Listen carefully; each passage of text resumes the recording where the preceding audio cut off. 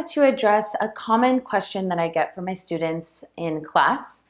It has to do with transitioning from downward facing dog, Adho Mukha Svanasana, to low lunge. And that's a very common transition, especially if you're taking a vinyasa flow class, even a hatha yoga class, where you have to go from the back of the mat to the front of the mat. And the biggest question that I get is, why can't I step my foot through without lifting my hands? I have to always lift my hands up, or at least one hand up to step the foot through. Why can't I do it while keeping my palms flat? And there are a couple different answers for this. So there's not a straightforward answer because everybody is so different, right? And I talk about that a lot in my other videos as well. But it could be one of three things, or maybe a combination of a couple things. So it could be just how your bones relate to one another. So perhaps it is that the length of your lower leg in comparison to your arm bones is longer. Maybe if it's shorter, maybe it's easier to step through, or you're capable of stepping through. Another option could be that you're getting compression, meaning you're hitting bone to bone. Maybe the hip is kind of clicking, or you feel like a pinch in the front of the hip. So it's very hard for you to get into that much compression with your knee to your chest without feeling a pinch sensation in the hip.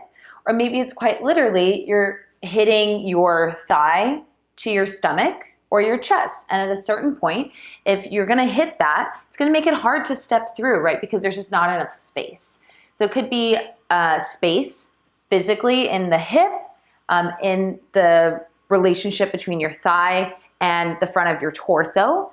It could be that, again, the relationship of your arms and the arm bones in relation to your lower leg. The last option could be tension, which is where maybe you feel a lot of stress in the lower back or in the back of the hamstrings. Going from down dog to low lunge maybe is pulling on your back. So that's tension of the muscle. Okay, so think like tension on, a rope. If there's too much tension, then it make it very hard to transition smoothly. So I'll show you exactly what I'm talking about. So the first one that I was referencing was how our bones relate to one another. So for example, my shin bone in relation to my arm bones, I'm relatively close, but you can see that I'm getting that lift of my wrist. I have to really push down, but even then, right, it's pretty equal, meaning that when I try to step through, I'm most likely gonna have to lift my wrists, right, if I have my palms flat to the ground, because it's gonna be very hard to step through and lift the foot off the ground, heel first, right, which is a common cue that you might hear in class. Step through, heel first, low lunge, right? And it might just not be physically possible based on how your bones relate to one another. So the trick, blocks. Maybe you find by taking your hands on your blocks, it's easier to lift the leg off the floor so you can step through. Maybe that means blocks are level 1 or level 2. Level 3 I would probably stay away from. It's not as sturdy. But I find for most people, level 2 can do the trick, and you can step the foot through while keeping your palms down. So it just has to do with creating more length, more space between you and the ground. Same goes for if you're having a hard time stepping through and you feel like you're hitting your thigh to your chest or your stomach, or if you feel too much of that pull on your back. Blocks are a wonderful tool, a wonderful resource to utilize in your asana practice. So let's give it a try.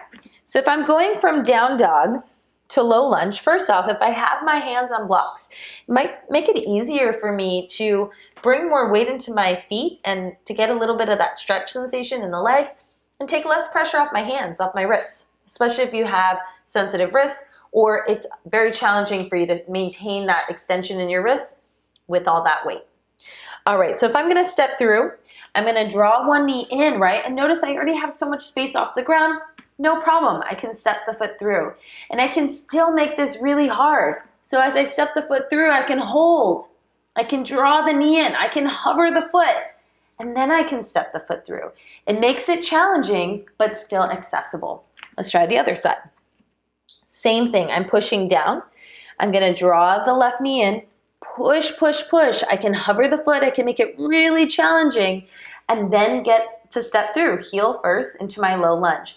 And if you're taking a vinyasa flow class, you can grab your blocks, flow with them the entire time, make it accessible but challenging. So go ahead, give it a try, and see if it makes a big difference in your practice. See if just by lifting the floor up, you can take that transition and feel empowered by it instead of feeling like it's holding you back.